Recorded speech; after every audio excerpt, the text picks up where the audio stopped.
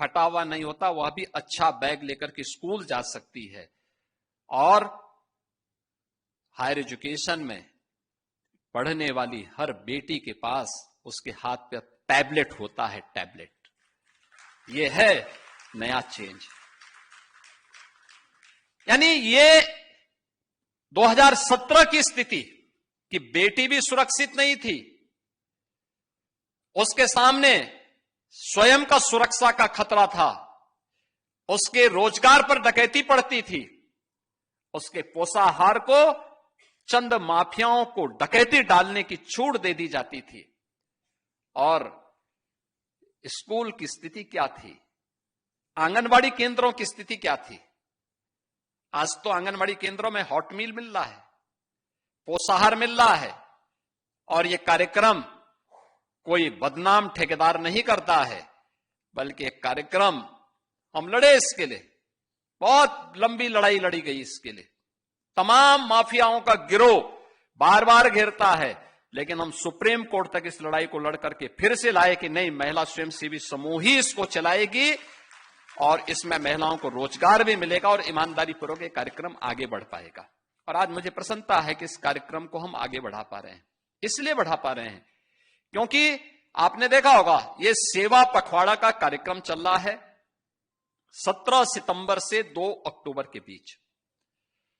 और 17 सितंबर से 2 अक्टूबर के कार्यक्रम की शुरुआत आदरणीय प्रधानमंत्री जी ने पहले दिन जिस कार्यक्रम का शुभारंभ किया था, कार्यक्रम का ही जो थीम दी गई थी कि स्वस्थ नारी सशक्त परिवार, और सशक्त परिवार है तो समृद्ध समाज अपने आप बनता है, और समाज समृद्ध होता है तो राष्ट्र को सशक्त होने से कोई ताकत रोक नहीं सकती है। विकसित भारत की संकल्पना का रास्ता यहां से जाता है, और विकसित भारत की उस परिकल्पना को साकार करने के लिए हम लोग आगे बढ़ रहे हैं। मैं कभी कभी इस बात को देखता हूं कि आखिर इस प्रकार की स्थितियां क्यों आई समाज में, क्योंकि हमारा भारतीय समाज तो प्राचीन काल से बहुत जागरूक रहा है। वैदिक कालखंड से लेकर के अब तक कि वे ढेर सारे ऐसे उदाहरण हैं हमारे सामने जहां पर नारी को जब भी अवसर मिला उसने अपनी सशक्त उपस्थिति से नेतृत्व को आगे बढ़ाने में किसी भी प्रकार की कोई कोताही नहीं बरती। हर स्तर पर उसने बेहतरीन नेतृत्व दिया, और उस बेहतरीन नेतृत्व के माध्यम से जिन लक्ष्यों को प्राप्त किया है वह समाज के अनुकूल रहा है, समाज के लिए कल्याणकारी रहा है। हम लोग आज इसीलिए इस अभियान को आगे बढ़ा रहे हैं। इस अभियान को 5वें चरण में भी हमारा यही अभियान है। हम लोगों ने पहले चरण में जो कार्यक्रम आगे बढ़ाए थे, उन कार्यक्रमों के पीछे का ध्येय भी यही था कि महिला संबंधी अपराधों को न्यूनतम स्तर पर ला करके समाप्त करना। और मुझे प्रसन्नता है कि प्रदेश सरकार में जो कार्यक्रम प्रारंभ किए गए, अकेले एक वर्ष में यानी 1 जनवरी 2024 से अगर हम लोग अब तक के मामलों में देखेंगे, केवल 24 और 25 तक के ही मामलों को देखेंगे, तो हम लोगों ने 9,513 ऐसे मामलों में 12,271 अपराधियों को दंडित करवाया है, जिनमें 12 अपराधियों को तो मृत्यु दंड की सजा करवाई है, 987 को आजीवन कारावास कराई है, 3,455 को 10 वर्ष से अधिक की सजा दिलाई है, और 7,817 को 10 वर्ष से कम की सजा इस दौरान देकर के प्रदेश सरकार ने उन अपराधियों को एक संदेश दे दिया है। आपने कल देखा होगा, महिला संबंधी अपराध में संलिप्त एक अपराधी बाहर से आया था और संभवतः मारीच की तरह घुसा था, लेकिन जब यहां की पुलिस की गोली ने उसके शरीर को छलनी किया तो कल वो चिल्ला रहा था कि साहब मैं गलती से उत्तर प्रदेश की सीमा में आ गया हूं, आगे से ये दुस्साहस नहीं करूंगा। और यह हर उस अपराधी को करना पड़ेगा जो महिला सुरक्षा में सेंध लगाएगा, उनके सम्मान और उनके स्वावलंबन में उसमें बाधक बनेगा, उसके सामने संकट की यही चुनौती हमेशा खड़ी होगी। आज का एक कार्यक्रम जहां हम लोगों को प्रभावी ढंग से आगे बढ़ाना है, वहीं साथ ही साथ आपने देखा होगा यहां पे कुछ हम लोगों ने लिटरेचर भी आज यहां पे विमोचन किए हैं, जिसमें सशक्त नारी समृद्ध प्रदेश, इससे जुड़े हुए मिशन शक्ति का ये फोल्डर है। इस फोल्डर में केंद्र और राज्य सरकार के द्वारा नारी सम्मान, उनकी सुरक्षा और उनके स्वावलंबन से संबंधित विभिन्न प्रकार के कार्यक्रम इसमें दिए गए हैं, जिसको देख करके महिला बीट पुलिस अधिकारी हर ग्राम पंचायत में, हर वार्ड में जाकर के इसके बारे में जागरूक करेगी, इसके बारे में बताएगी। और मैं चाहूंगा कि गृह विभाग इस बात को सुनिश्चित करें कि ये हर कॉलेज और स्कूल में भी बालिकाओं को कम से कम ये फोल्डर उपलब्ध करवाई जाए, व्यापक पैमाने पे कराए जाए।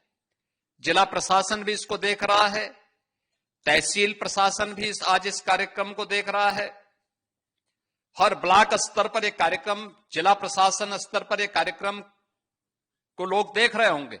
वे इसको सुनिश्चित करें फोल्डर हर एक विद्यालय में जाए, हर बेटी के हाथ में आए, हर महिला के हाथों में जाए, वे देखें और इन योजनाओं से जोड़ करके उन्हें हम आगे बढ़ाने का काम करें। दूसरा, हमारा प्रयास होना चाहिए कि मिशन शक्ति के इस अभियान के क्रम में हम लोगों को उनको अवगत कराना होगा। दूसरा फोल्डर है जिसमें महिला की सुरक्षा से जुड़े हुए वीमेन हेल्पलाइन 1090 है, या फिर हेल्पलाइन के रूप में हम लोगों ने जो प्रदेश के अंदर अन्य कार्यक्रम 181 है, या फिर पुलिस की PRB 112 की आपातकालीन सेवा, इसके बारे में इन सब के इंटीग्रेशन को लेकर के भी जो कार्रवाई की गई है, कब किसको कॉल करना, घरेलू हिंसा से जुड़े हुए मामले में आप 181 पे कॉल करते होंगे, लेकिन अगर वह 1090 पर या 112 पर भी होती है तो उसके लिए हम लोगों ने एक और फोल्डर जारी किया है। इतनी हेल्पलाइन है। 1076 ये मुख्यमंत्री हेल्पलाइन है, सीधे मुख्यमंत्री के पास पहुंचती है, मुख्यमंत्री स्वयं इसकी समीक्षा करते हैं।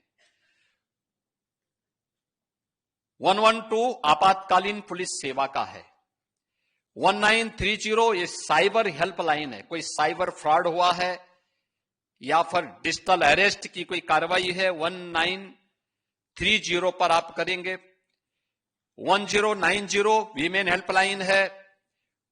102 ये गर्भवती महिलाओं और नवजात शिशुओं के लिए एम्बुलेंस सेवा है। 101 अग्निशमन की सेवा है। 108 ये एम्बुलेंस की सेवा प्रदेश की है जो स्वास्थ्य विभाग के द्वारा संचालित है। 181 वीमेन हेल्पलाइन है और 1098 ये चाइल्ड लाइन के रूप में।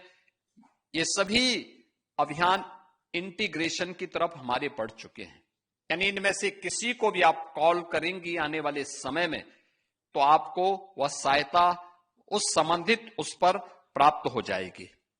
और 30 ये जो SOP जारी की गई है मिशन शक्ति केंद्रों के बारे में, हर थाने में मिशन शक्ति केंद्र होगा। हर थाने में एक महिला हेल्पलाइन होगी जिसके माध्यम से महिलाओं से जुड़े हुए किसी भी प्रकार के उनकी समस्या के समाधान का एक केंद्र वहां पर होगा, जिसमें एक महिला बीट पुलिस अधिकारी हमेशा मौजूद रह करके उन्हें सहायता प्रदान करने में अपना योगदान देगी। यह अभियान आज हम इसकी एक औपचारिक उद्घाटन कर रहे हैं, लेकिन कल हर जनपद में महिला बीट अधिकारी यानी सभी महिला पुलिस कार्मिक उनकी एक बाइक रैली निकलेगी। बाइक रैली निकलने के साथ ही इसका औपचारिक उद्घाटन हो जाएगा और परसों से शारदीय नवरात्रि जगतजननी मां भगवती के अनुष्ठान की तिथि है। इस दौरान हम लोगों को स्वाभाविक रूप से देवी के मंदिरों में भीड़ भाड़ होगी, सुरक्षा की व्यवस्था के साथ जुड़ना होगा, महिला सुरक्षा को पुख्ता करना होगा। जवाबदेही के साथ वहां पर अगर कोई व्यक्ति सुरक्षा में सेंध लगाने की नियत से आया है तो वहां पर सख्ती से उसको निपटने की तैयारी भी होनी चाहिए। ऐसे ही नहीं, अन्य कार्यक्रमों को भी हमें बाजारों में, स्कूल कॉलेजेस में भी इस प्रकार के कार्यक्रमों को प्रभावी ढंग से आगे बढ़ाना है। और अगले कुछ दिनों तक ये अभियान हर थाना, हर मंदिर, हर मार्केट, हर स्कूल कॉलेजेस में अभियान चलाना है। इस दौरान जो फोल्डर हम लोगों ने सशक्त नारी समृद्ध प्रदेश का जारी किया है, इसको प्रभावी ढंग से हर संस्थाओं में देकर के, और हमारा आग्रह होना चाहिए कि हम विद्यालयों में भी इस बारे में कहें, स्कूल कॉलेजेस में भी कहें कि वे भी इसका प्रकाशन करके हर बच्चे को उपलब्ध करवाएं, हर बेटी को उपलब्ध करवाएं। उन्हें पता होना चाहिए कि उनके कल्याण के लिए, उनके वेलफेयर के लिए कौन कौन सी स्कीम है, उस स्कीम से वो जुड़ सके। हर महिला को पता लगना चाहिए कि उनके स्वावलंबन और उनके सम्मान से जुड़ी हुई केंद्र और राज्य सरकार की कौन कौन सी योजनाएं हैं जिनसे वो लाभान्वित होकर के आगे बढ़ सकती है। ये सभी कार्यक्रम उसी श्रृंखला में जागरूकता के लिए भी है, सुरक्षा के लिए भी है और उनके सम्मान से जुड़ी हुई भी है। ये सभी कार्यक्रम एक साथ चलेंगे तो एसओपी के साथ साथ इस प्रकार के साहित्य को अगर हम आगे बढ़ा सकते हैं तो मिशन शक्ति का कार्यक्रम अपने पंचम चरण में सफलता की नई ऊंचाइयों को प्राप्त होगा। हर एक विभाग को अपनी जिम्मेदारियों को समझना होगा, क्योंकि जब महिला बीट पुलिस अधिकारी पंचायत सचिवालय में जाएंगे, वार्ड स्तर पर जन जागरण के किसी कार्यक्रम के साथ जुड़ेगी तो पहला संवाद उसका सुरक्षा से संबंधित ही होगा। संवाद महिलाओं के साथ, गांव की महिलाओं के साथ, नगर के मोहल्लों की महिलाओं के साथ सुरक्षा के से जुड़ी हुई कोई प्रश्न, किसी महिला को घर की हिंसा से, घरेलू हिंसा से परेशान होगी, उनकी मदद कैसे करनी है। हमारा प्रयास होना चाहिए कि घर की हिंसा हो या बाहर की हिंसा, इस हिंसा से निपटने के लिए सही परामर्श उपलब्ध करवाना, ये चीजें बताना। हिंसा से जुड़ी भी कोई घटना नहीं है तो हमें वेलफेयर की स्कीम के साथ उन्हें जोड़ना होगा। उन्हें बताना पड़ेगा कौन कौन सी स्कीम है, कैसे इनसे लाभान्वित हो सकते हैं। इसके बारे में वहां पर स्वास्थ्य संबंधी कार्यक्रम के लिए एएनएम भी रहेंगी, आंगनवाड़ी भी पोषाहार मिशन के साथ जोड़ने के लिए उपलब्ध रहेगी, आशा वर्कर भी रहेगी, राजस्व से संबंधित मामलों को लेकर के लेखपाल भी वहां का वहां मौजूद रहेगा, ग्राम सभा से जुड़े हुए विभिन्न योजनाओं को लेकर के रोजगार सेवक आदि भी वहां पर उपलब्ध रहेंगे, ग्राम्य विकास अधिकारी भी वहां मौजूद रहेंगे, पंचायत सहायक मौजूद रहेंगे। ये 8-9 प्रकार के लोगों की उपस्थिति में जब हम गांव की महिलाओं के साथ संवाद बनाएंगे तो स्वाभाविक रूप से समस्या का समाधान का रास्ता निकलेगा। लोगों की कोई समस्याएं हैं, उसके त्वरित निस्तारण की कार्रवाई, इसके प्रति प्रशासन को जहां संवेदनशील होना होगा वहीं त्वरित मामलों के निस्तारण की दिशा में आगे बढ़ना होगा। दूसरा, हमें याद रखना होगा, जब सरकार की नीयत साफ है, नीति स्पष्ट है, तो उसमें अनावश्यक रूप से उस पूरी मिशन में कोई भी अगर उसका दुरुपयोग करता है, उस मामले में कोई अनावश्यक रूप से इस मामले को फेल करने के लिए कोई कार्रवाई करता, कोई किसी प्रकार का गलत कदम उठाता है, तो उन लोगों की जवाबदेही भी तय करनी चाहिए। क्योंकि अक्सर होता है अच्छे उद्देश्य से प्रारंभ किए गए कार्यक्रम कुछ चंद लोगों के कारण फेल होता हुआ दिखाई देता है। हमें ऐसे लोगों को जो बैरियर के रूप में हर मिशन के बीच में पड़ते हैं, उन्हें कुशलतापूर्वक उस मिशन से दूर करना होगा। इसके लिए अच्छा होगा जनपद स्तर पर भी और प्रदेश स्तर पर भी सभी कार्मिकों की काउंसलिंग होना, उनको बताना क्या करना है क्या नहीं करना है। हमें प्रयास होना चाहिए कि इस दौरान PRB 112 की पेट्रोलिंग, फुट पेट्रोलिंग को बढ़ावा देने के साथ ही पर्व और त्योहारों के दौरान आने वाली उन चुनौतियों को भी, क्योंकि जगह जगह पंडाल लगेंगे, पूजा के पंडाल लगेंगे, रामलीलाओं के आयोजन होंगे, महिला सुरक्षा एक चुनौती के रूप में आज सामने आएगी। देवी मंदिरों के साथ साथ इन आयोजनों को भी हमें कुशलतापूर्वक संपन्न करना है, तो कोई चुनौती ना आने पाए, किसी बेटी को अपनी सुरक्षा के लिए कहीं गुहार लगाने की नौबत ना आने पाए। ये स्वतः स्फूर्त भाव के साथ उत्तर प्रदेश पुलिस को और सभी संबंधित विभागों को सामूहिक रूप से इस जिम्मेदारी को आगे बढ़ाना पड़ेगा। इस विश्वास के साथ मिशन शक्ति के 5वें चरण को आगे बढ़ाते हुए मुझे प्रसन्नता की अनुभूति हो रही है।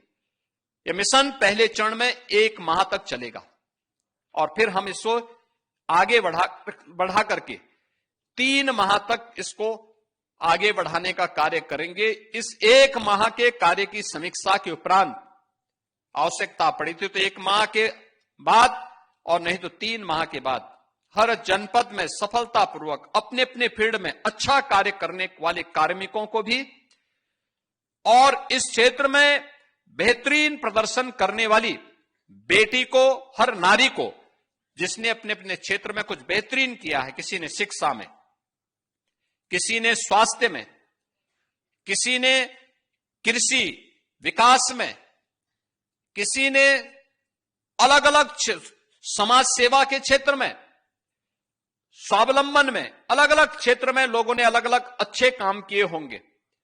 उन लोगों को सम्मान देने का कार्यक्रम भी जनपद स्तर पर भी और प्रदेश स्तर पर भी होना चाहिए। जिला प्रशासन के हमारे सभी अधिकारीगण उसकी सूची भी तैयार करके जनपद के अंदर किन लोगों का सम्मान करने जा रहे हैं और राज्य के अंदर किन लोगों का सम्मानित होना चाहिए, उसकी सूची ससमय अगर राज्य को प्रेषित कर देंगे तो एक बड़े समारोह में हम उन सभी बहन और बेटियों का सम्मानित कर पाएंगे जो समाज की आधी आबादी के लिए एक नई प्रेरणा हो सकती है, एक नए रोल मॉडल के रूप में उन्हें प्रस्तुत किया जा सकता है। आज के इस अवसर पर मैं एक बार फिर से सशक्त नारी समृद्ध प्रदेश की थीम पर आधारित आज के इस मिशन शक्ति के 5वें चरण के कार्यक्रम का शुभारंभ करते हुए मुझे प्रसन्नता की अनुभूति हो रही है और मुझे विश्वास है कि जगतजननी मां भगवती की कृपा से हम इस मिशन में सफल होंगे। आप सबके प्रति मेरी मंगलमय शुभकामनाएं हैं। धन्यवाद। जय हिंद।